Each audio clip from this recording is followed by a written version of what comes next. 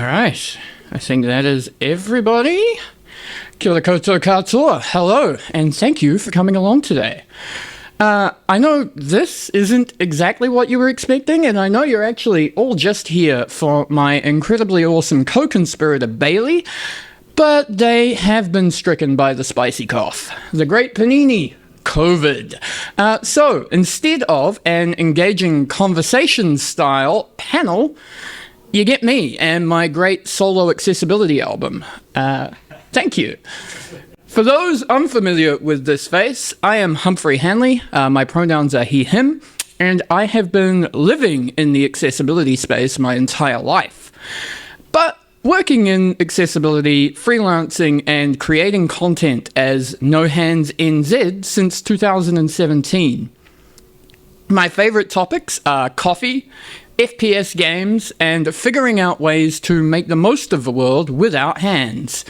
And of course, being able to advocate for a place at every table for disabled people. We are here. We want to enjoy your games, but also we want to be able to be a part of making those games. And we're an incredibly intersectional portion of society, especially if you're considering diversity and inclusion in your workplaces. Today's talk, though, is about how all of that requires teamwork, because teamwork makes the accessibility work. It's true, though. Nothing about accessibility can exist as a monolith. The very point of accessibility is that it requires people to consider any aspect that may be a barrier to inclusion for someone with a disability, and that no one fix, toggle switch, or workplace flexibility will be a fix for every barrier that disabled people face. Don't be afraid, there are seats at the front, you can come in, just because you're late, it's fine. That disabled people face. And the reason Bailey and I were doing this talk together is because we both have very different experiences and very different lived experiences of disability and the barriers in the workplace and in gaming that we hope to bring to the table. It's almost ironic, and not in a funky Alanis Morissette kind of way, but in a bad way, that Bailey can't be here today because of COVID, the very thing that has made the world both more and much less accessible at the same time. More and more of the world has learned to manage with the remote working conditions many of us disabled people have been lobbying for pretty much as long as they have existed. Come on in, it's okay, come on in. For as long as they have existed.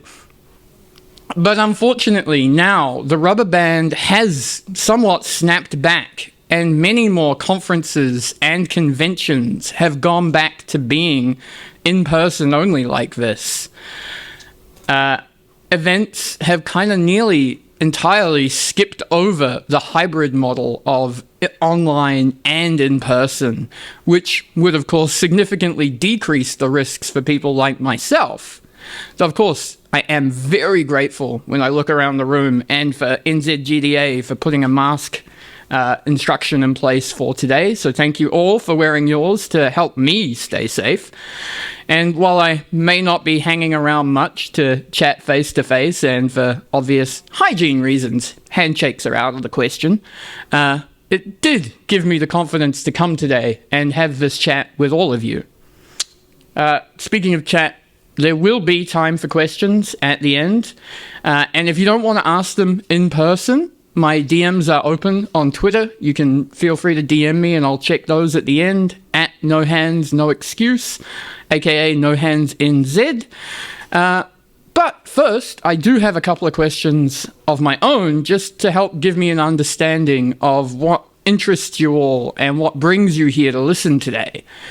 These are totally optional, please don't stress, but who here is actually in a position of having direct reports or HR responsibilities? Feel free to raise a hand if you've got one, an arm, just a nod. Awesome. All right, cool.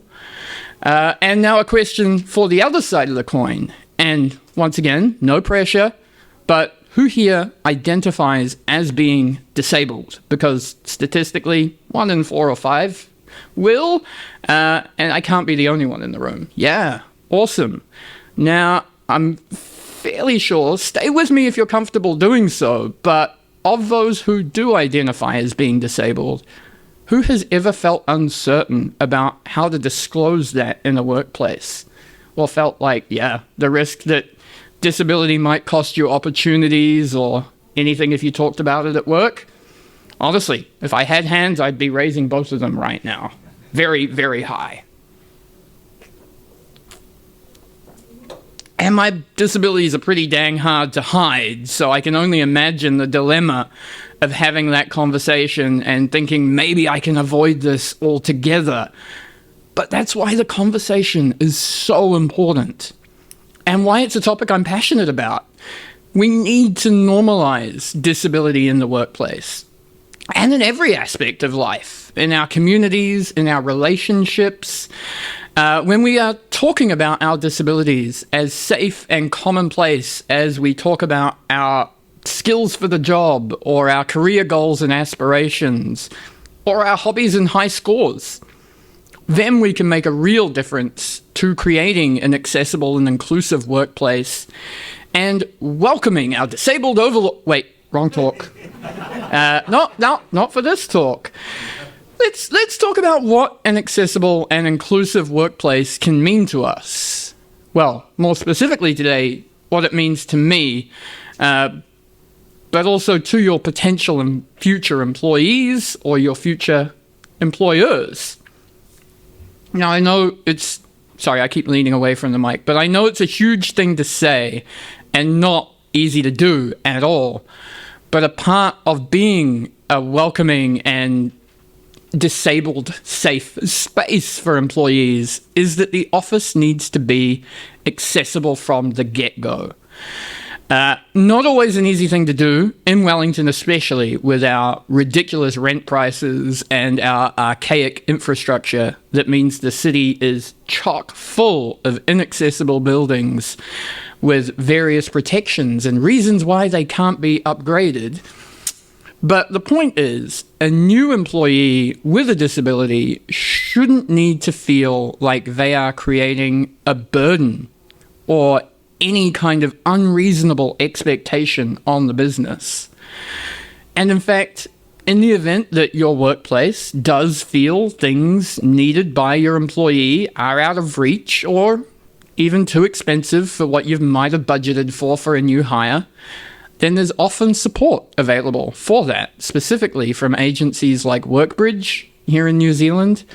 They do employment support for disabled people specifically to meet costs over and above what a business might consider reasonable expectations.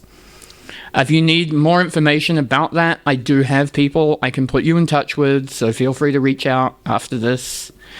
More often than not, though, making an accessible workplace from the start is a really simple process.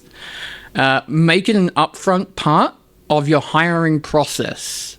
Put accessibility information about your studio in the website.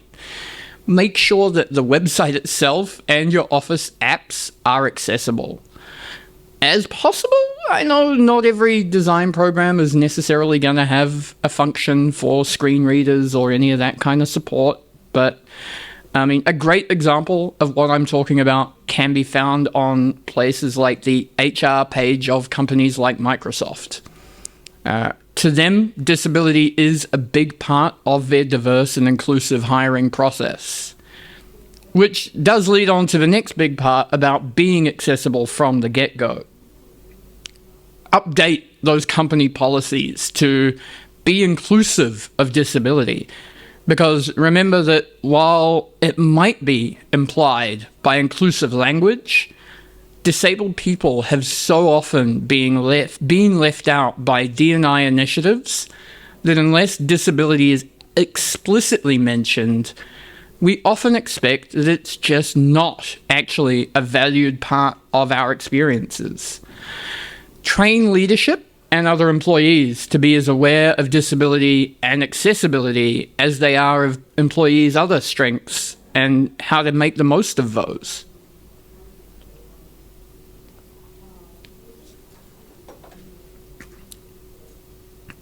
Obviously, as leaders, your training is about making the most of your teammates' strengths, amplifying those to achieve the best results.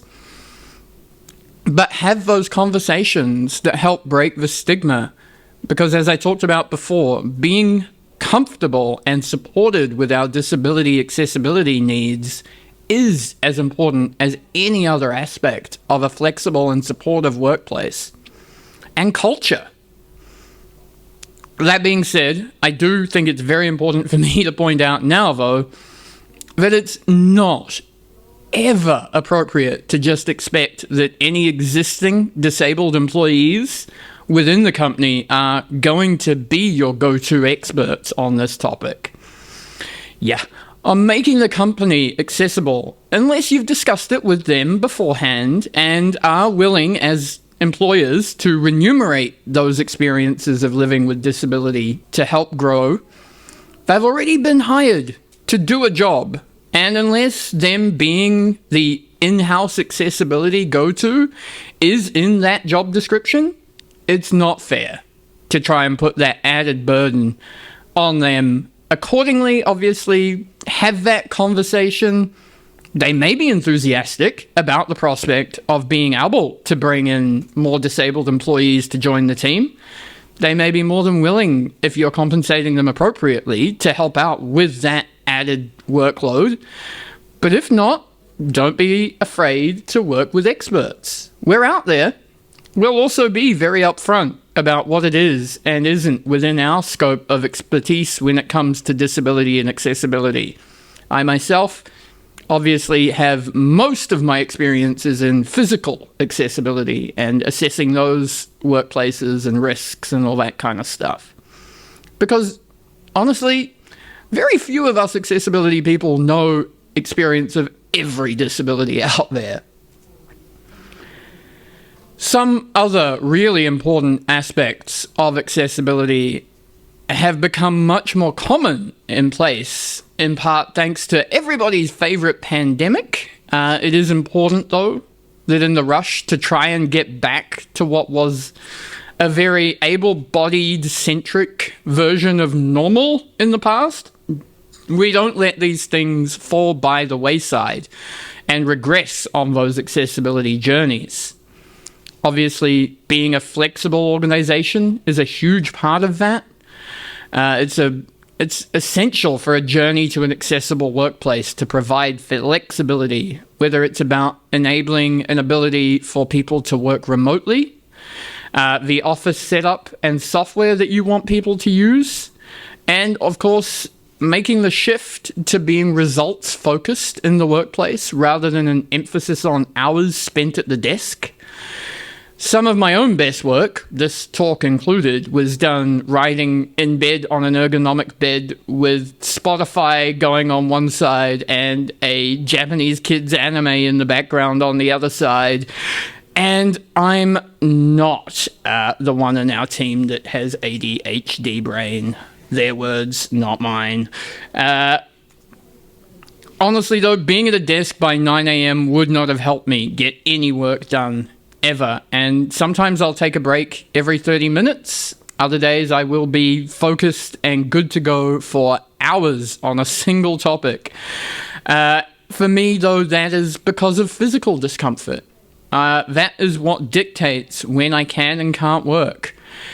But being open, from Bailey's perspective, being open to alternative methods of communication depending on what fits best with yours and your employees' working styles is all about having those conversations to figure out what you both need.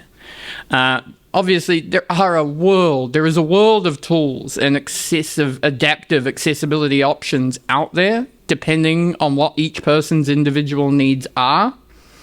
Many corporate offices these days, even for non-disabled employees, will engage an occupational therapist or a work similar workplace assessment to make sure everyone is working at the right desk height. You know, seat depth, ideal keyboard to elbow ratio, or ergonomic keyboard. For disabled employees, it's really not that much of a different process. Just obviously what is needed will be different. It will be very unique depending on everybody's issues.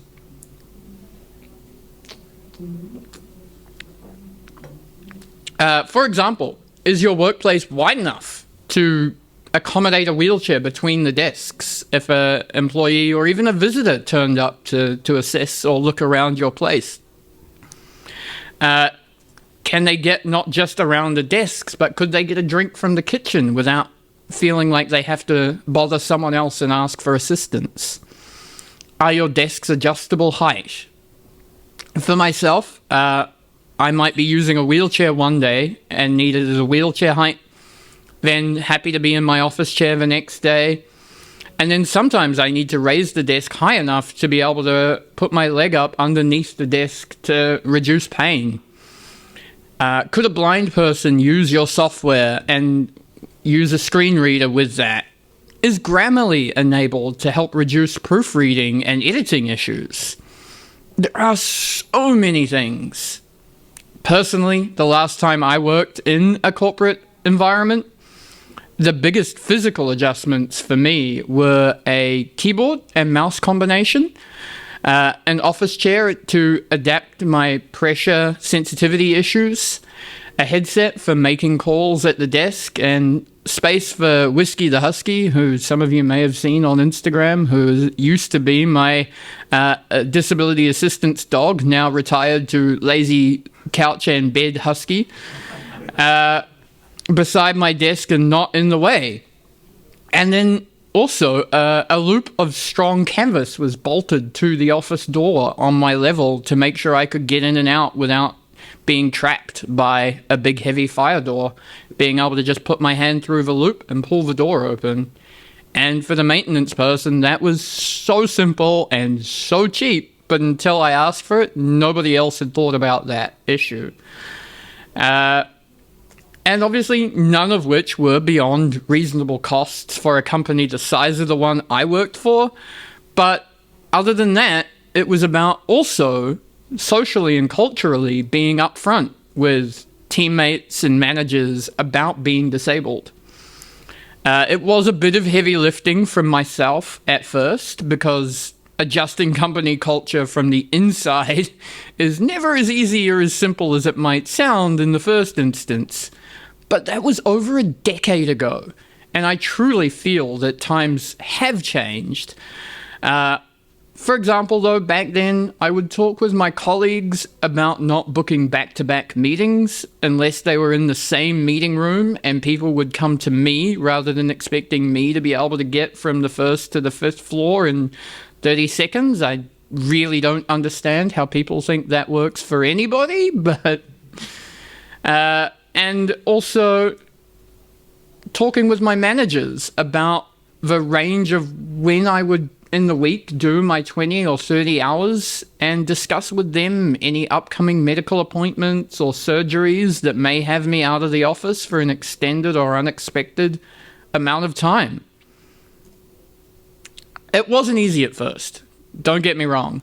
It certainly also came with very real risks that the manager or company could at some point just say it was all too much.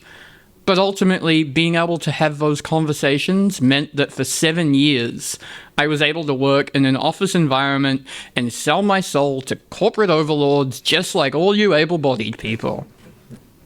I mean, colleagues. For what it's worth, I do apologize today for the slightly/heavily skewed in favor of physical disability talk that we've gone over today. I know my co-conspirator Bailey had plenty of plans and examples to talk to about the impacts of workplace culture and atmosphere for neurodivergent employees and the conflicting priorities of the ADHD brain, again, their words, and company culture. But much of that I would do a disservice to by trying to relay what was best heard from them directly at some conference in the future, we hope. It's part of the difficulty of accessibility and why no one-size solution will fit everybody, because every disability is different. Even those with the same clinical diagnosis will have a different approach to their needs. It's why when we look at making our workplaces inclusive and accessible, we need to respect that it does indeed take a whole village, or in fact a whole office, to support that culture and to be part of the conversation. After all, I don't imagine that anyone in this room works in a company that doesn't in some way, shape or form believe in the power of diversity and inclusion. In a healthy and thriving workforce, it's necessary.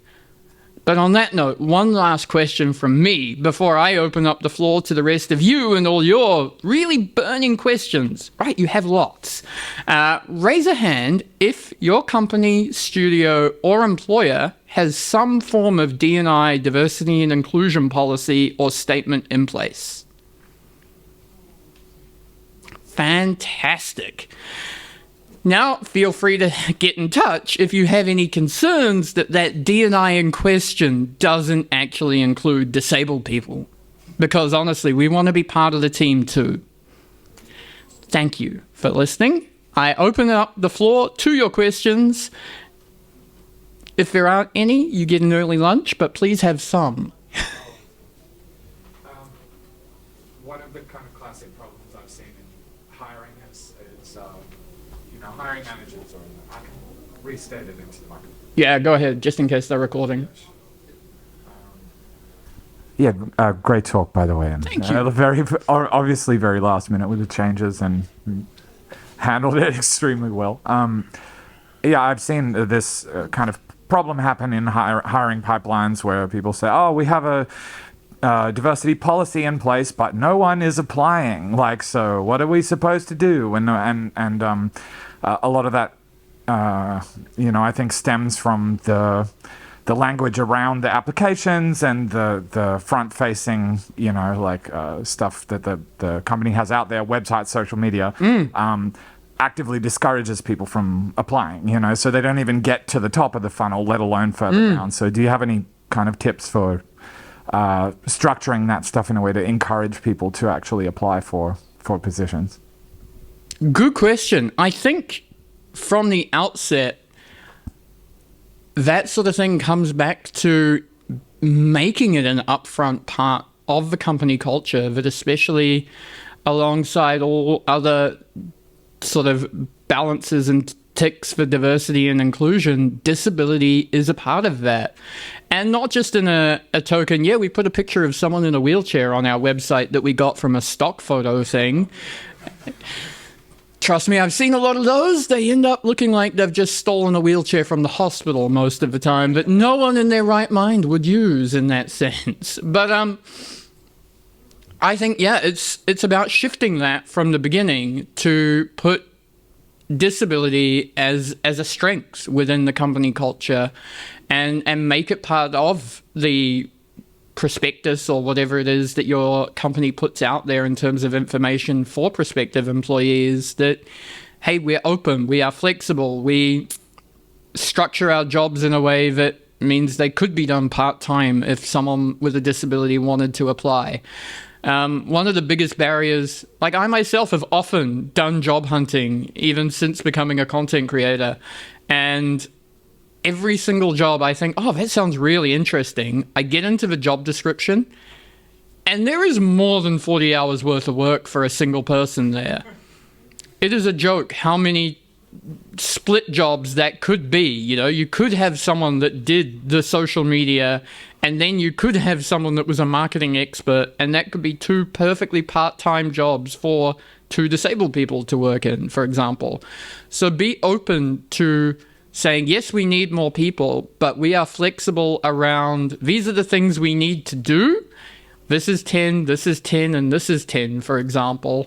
What makes up a full-time work person might actually be 3 other people with varying flexible needs, whether that's because of disability, because of family commitments, because of remote working conditions, who knows? But I think being able to structure things like that makes a huge difference. Does that help? Absolutely. in the back.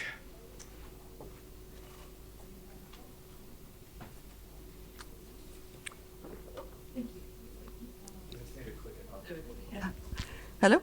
Yes. There we go. There it is. So I'm actually interested in sort of the game testing element, because there's one thing that for a lot of game developers and game designers who are designing for accessibility needs, they normally, when they ask for playtesting, and particularly I was interested in asking Bailey as well, because even just looking at how games contract out, how they get users to come in for user testing, there's actually no disability considerations, I guess, for that. And quite often, so I know with a lot of games companies, they actually require sometimes the user testers to come to their office, and that's almost completely impossible for a lot of disabled people who don't even have transport to do basic things like go shopping or go to the doctor. That does not exist for a lot of people. So I guess the elements of, I was wondering if there was a registry that we could set up perhaps, and I was wondering, because that would also, with playtesting for disability, it would allow for different considerations for different types of disability. So maybe not full blindness, but even partial blindness would be pretty good to test out. And I guess I was wondering if that existed or if you had knowledge of that at the moment. Yes and no. So yes, it does exist. No, not in New Zealand. Yeah, that's what I was thinking. It's like, do we have a New Zealand one, or is it just the overseas? Yeah, so my go-to suggestion for disability user testing on a big scale is Able Gamers. Yeah. Able Gamers, who you may or may not have heard of, are a fantastic resource for accessibility from both a dev perspective and from a player perspective. They spend so much money on making sure disabled gamers have the equipment they need to play. But they also run disabled player experience panels, and you can, as a company, hire them to run your game via their disabled gamers that they have on retainer to play test games for various disabilities. Within New Zealand, it doesn't exist as a group. Do you want to set it up? Right? I should. If someone wants to sponsor that, I would seriously set it up with Able Gamers' help. I'm sure Steve would let me. But, so yeah, in short, yes, it needs to exist in some form. I do know there are a lot of disabled gamers out there that would be very keen for a job like that if they knew companies valued that experience as a disabled gamer. But again, we would need to get over the hurdle of the in-person phenomena, because they will be scattered throughout the country. They will be remote for the most part, either because of disability needs or because of obvious physical restrictions on getting around the country. So a great idea, and definitely something that exists in theory elsewhere. But yeah, happy to talk more about that. And I'm sure DM Bailey on Twitter, Heckinbees, they would be more than happy to also discuss that from their perspective. I can promise you. They're very mad that they aren't here today. Thank you very much. No worries. We probably have time for one more if there is a quick question. I'm happy to keep answering questions, but I know you all have a very busy schedule today for lunch. Hey, Humphrey. Hey. Super short question, actually. Awesome. More personal one. Does Twitch provide through either their website or either through like the website or in the tools they provide, or in sort of any contact, any sort of disability assistance or aspects like that? Because we're talked mostly in the aspect of companies, not so much in individual overseas conglomerates. Does Twitch specifically provide disability support? No. They do. They are getting a lot better at making disability a part of, again, their D&I process. In fact, I know specifically disability as a whole got folded into their larger D&I inclusion team and policy. They are very good about trying to be a safe place for disability and things like that.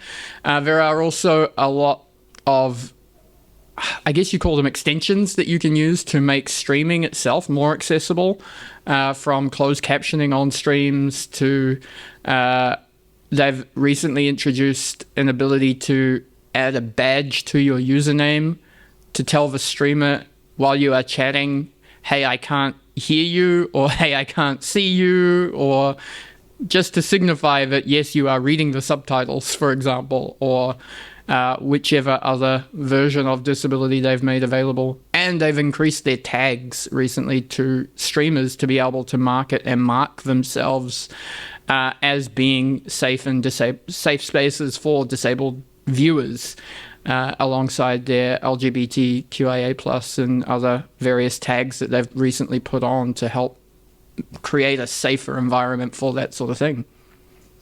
Yeah. Awesome. Thank you all. I love having a nice full room for my solo talk. I'll tell Bailey you were all here for them. Thank you all.